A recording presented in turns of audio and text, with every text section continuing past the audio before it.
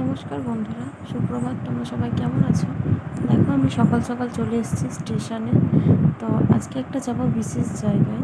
স্টেশনে আসার একটা উদ্দেশ্য হচ্ছে, আজকে আমরা যাব জামালপুরে বাবা বুড়োরাজের মন্দিরে।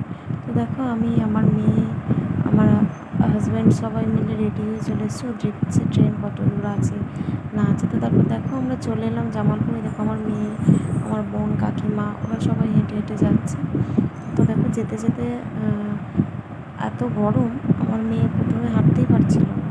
গরম তো যেমন তেমন, তারপরে এই নিচের শানগুলো এত গরম হয়ে গিয়েছিলো, ও প্রায় গলে উঠবো উঠবো অবস্থা। তো আমার মেয়ে খুব বায়না ধরেছিল যে বাবার পুকুরে ও নেমে স্নান করবে। তারপর দেখো, ওখান থেকে পা হাত পা ধুয়ে আমরা চলে গেলাম হচ্ছে জামালপুরে বাবা মন্দিরের দিকে রওনা হলাম। তো মন্দিরে যেতে যেতে আমার মেয়ে যতগুলো দোকান দেখছে, ততগুলো দোকানেই মানে এটা নেবো ওটা নেবো। তো দেখো, আমরা সবাই প্রণাম করে মন্দিরে ঢুকলাম। তারপর দেখো, এই যে বড়ো ঘন্টাটা দেখছো, ওটা বাজানোর জন্য আমার মেয়ে খুব বায়না করছিল।